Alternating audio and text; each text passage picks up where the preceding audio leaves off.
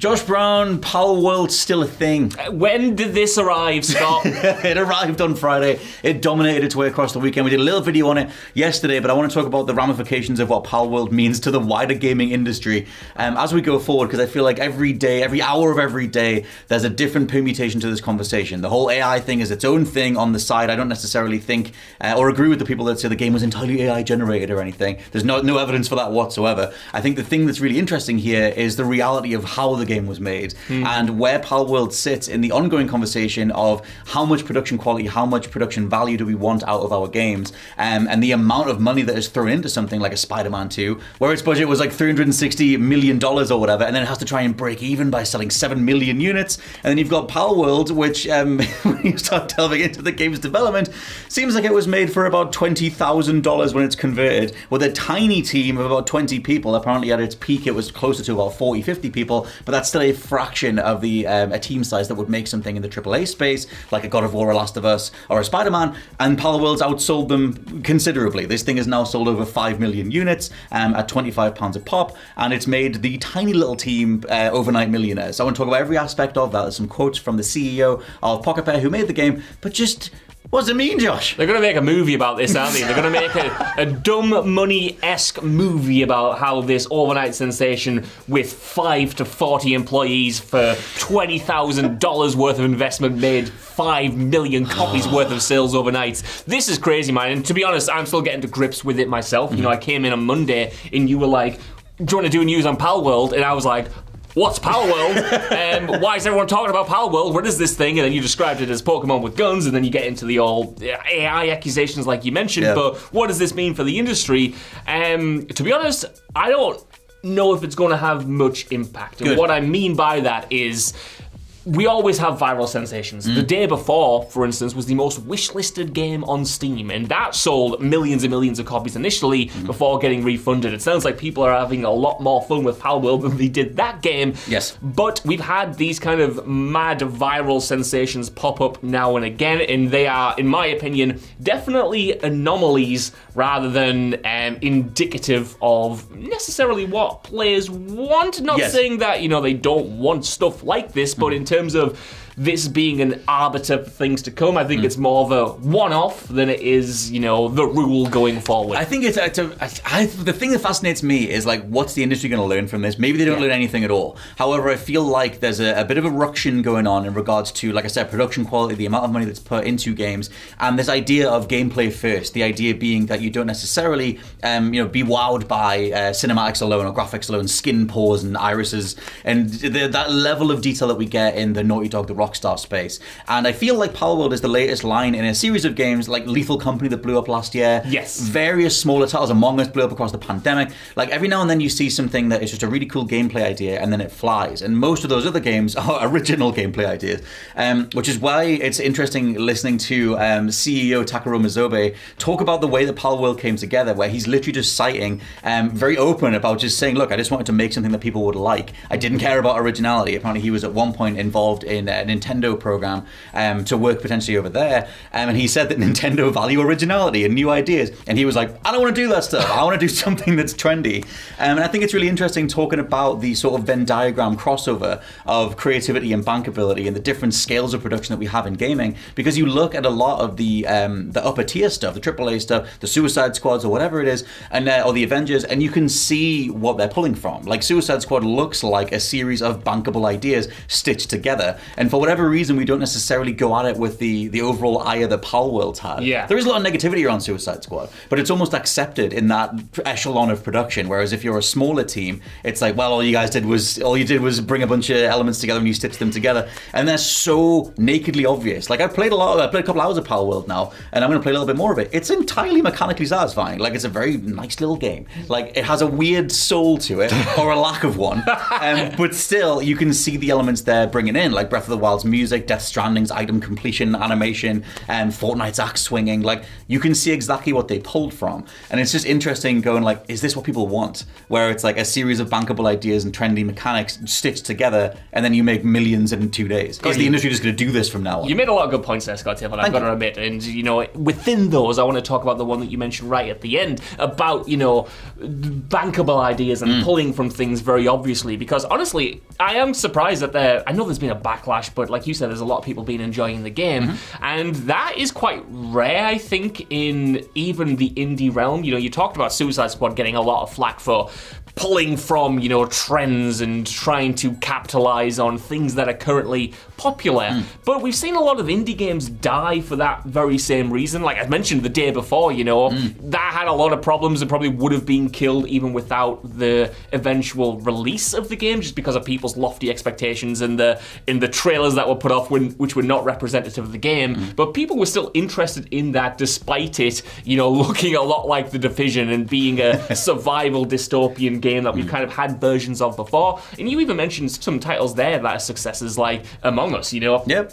Among Us is visuals is they're unique. They're definitely they allow the game to stand out, but that's based on a classic game of like werewolves within. You know what I mean? It's based on a formula, and people still like loved that. But yeah, I think it just kind of depends on what you're pulling from and what your sort of log line is. I think it does prove that all you need is an interesting premise rather than like $200 million worth of resources to make your ear cartilage see through in the sun to get people's attention. But I think it's really hard to capture lightning in a bottle in that way, and I can't believe that Palworld is the one to do it. No. Yeah. I would never in a million years have expected this to be the game that is the best-selling game of 2024 so far, the game that's outsold the likes of Spider-Man 2 and has become the 6th best-selling game on Steam so far. We aren't even talking about the console sales yet. It is in early access, it is on Game Pass. But because of how much Palworld's blowing up, you do have interviews with CEO Takara Mizobe talking about what they were pulling influence from. He says that they don't really want to be compared to Pokemon necessarily. It has more in common with Ark Survival Evolved or something like that, which is true. Like if you play Palworld, as much as obviously there are a monster taming mechanic and a creature capturing mechanic in there, the majority of what you're doing is base building and base defending, and like assigning your creatures to go and do automated tasks for you. And he cites that kind of stuff as an interview over on Automaton Media, talking about just how much they've blown up.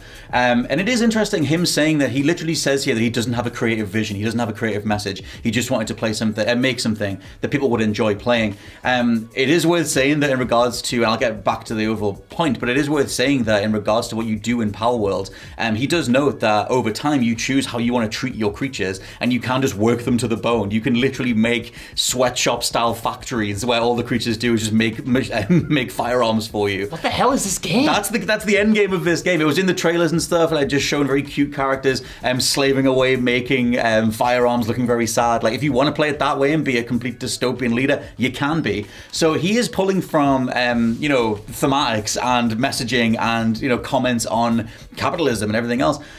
So there are things in there. Like you can argue, like I said before, I joked about it not having much of a soul because of how easily stitched together it is. There is something in here that gives you the agency in how you want to treat a workforce and how that goes forward. The game doesn't necessarily give you a story resolution or anything, but there are visual representations of whether you're treating people well, giving them nice little houses and places to live, or you can just work them to death and then kill them and eat them and get more. I'm genuinely wide-eyed. I can't believe the faces that I'm making in this game. I come into the news video, you tell me, Josh, there's this game that's Pokemon with guns, it's a viral sensation, it's so weird, and it's quirky, and now we're getting into conversations about workers' rights and authoritarian governments by the sounds of things. Like, what the hell is going on here? Is Hangman Page going to come in? That'll be a reference for 5 people at the back there. Don't know what that means. Workers' rights. But still, in these interviews with Mizobe, like I said, he's saying, look, we didn't have a creative vision, we just wanted to put something together. And the reality of the team size that did put it together, he said that when they started development, there were only barely 3 to 4 people.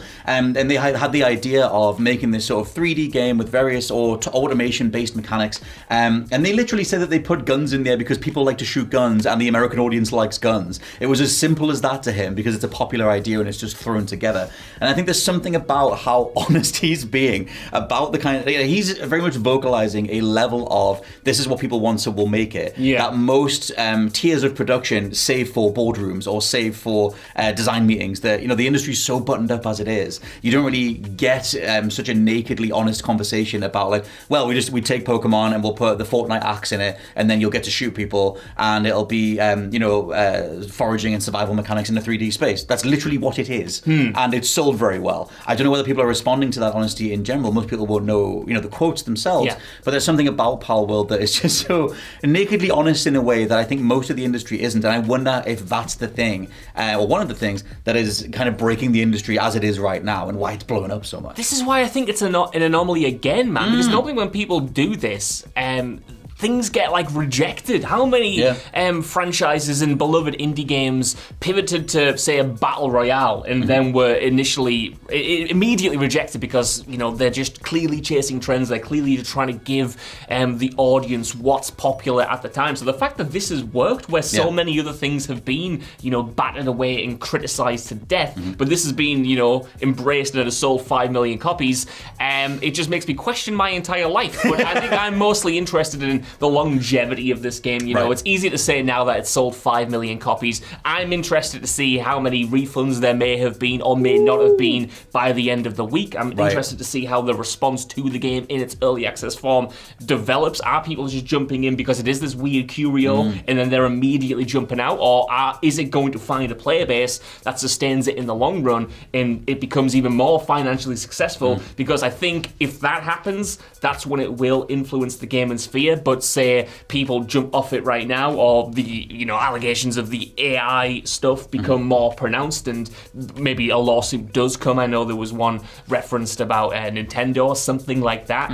Then there's a lot of variables, is what I'm trying to say. Yeah, and it's like the whole thing with the AI stuff. I feel like the idea of AI generated stuff. Mizobe does comment on that in the Automaton media interview, where he says, "We make our games very seriously. We have absolutely no intent of infringing upon the intellectual property of other companies. We have undergone legal reviews, and at this moment there have been no specific actions taken by other companies. I know there have been all kinds of rumors floating around on the internet, but please rest assured and give our game a chance." I feel like the AI thing is increasingly put to bed. I think the conversation is moving towards the idea of direct asset lifting, because there are comparison videos online taking specific models in Pokemon and the wireframe mesh models when they're not textured, and then the wireframe mesh models of Palworld, and then overlapping them and saying this is identical. And then over on, I think it's on VGC, they had an interview with a couple of lawyers who knew about game design, saying, look, it's almost impossible for the exact wireframe mesh to be identical, and that's the weird thing right now. And I feel like Nintendo are kind of hanging back at the minute, because if they are going to be doing some sort of copyright style lawsuit, they'll be prepping a lot before they go forward. I just think it's an interesting state of affairs. I think the AI stuff, it's very easy to look at Palworld and be like, oh, they must have hit the AI button and generated a game. That button doesn't exist. So if you're going to use AI in game development, it wouldn't translate over to generating the entire thing, the way that it plays, the feel of the game, things like that. People worked on this game. That is true. That's the weird state. In that side of the argument, that's a whole thing that needs to be picked apart even more. Like you said, though, if it is sort of an asset flip, that again boggles my mind, because by and large, so many games have died because of that very thing as well. Again, not to keep going about the day before, there have been so many other examples, especially on Steam, of asset flips and taking assets from other games and not really doing much to reinvent them or whatever. Like, that is a notorious problem, and one that usually gets a massive amount of backlash. And, it's not being confirmed necessarily that this game has done that, but it seems, like you said, with the wire meshes and stuff, it has been reported, there are allegations of it. So the fact that this hasn't come under, well, I suppose it has come under the same scrutiny, but it hasn't deferred 5 million sales to me, again, it feels like an anomaly. It baffles me. Well, there's always the thing with the day before as well, like that game managed to cash in before the reality of what that project was really came to light, and then you had Steam stepping in, offering people refunds and trying to make it right. Palworld is a drastically better made made game than the day before. Like this, there's a whole version of this that is just a nice little indie game that has blown up. Like it's just that it has all these other conversations around it in regards to how brazen the creator has been in the past about using AI, and then the reality of just saying I wanted to put a bunch of trendy mechanics together and make something for a global audience, which has very much worked. I think that brings it all the way back to the conversation on the industry level. That is like, is that just what people want? Do they want more gameplay first games? Do they not necessarily care about huge budgets when it's just fun to play? A lot of the defense of Palworld is just people saying, well, I'm having fun, so cool. Yeah. Like, they don't really necessarily care about the potential copyright infringement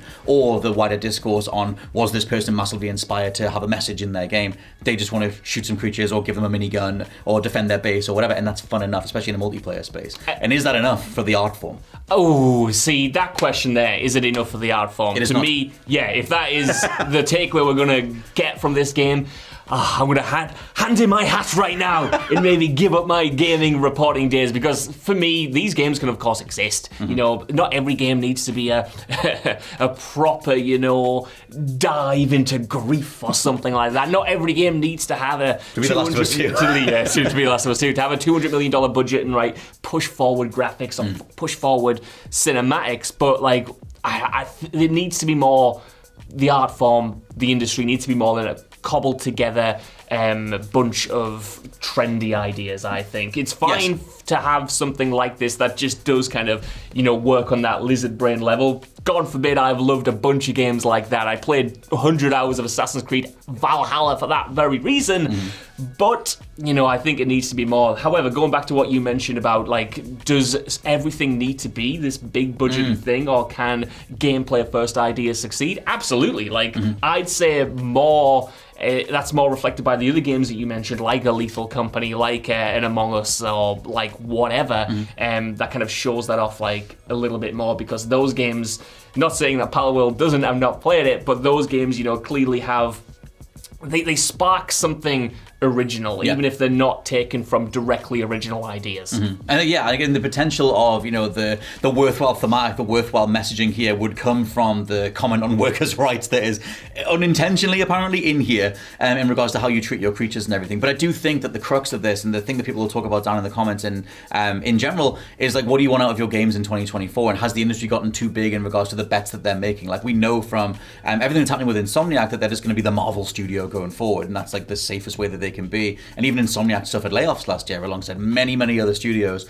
because it's very hard to place those bets, and they are multiple year-long, if not decade-long bets at this point. It's just, I feel like we're hitting, or we have hit, a glass ceiling on certain aspects of the industry and certain production levels in the industry, and something like this comes along and just kind of shakes the whole thing and says, you don't need to be spending all this money on these ridiculous visions, or these really over-the-top and glamorous, opulent visions for games. We kind of just want to play a video game. I think that's an interesting reality, regardless of the intentions of the creative that went into it, because it's such, like I said, it's such a nakedly honest reminder of, here's some gameplay mechanics and nothing else.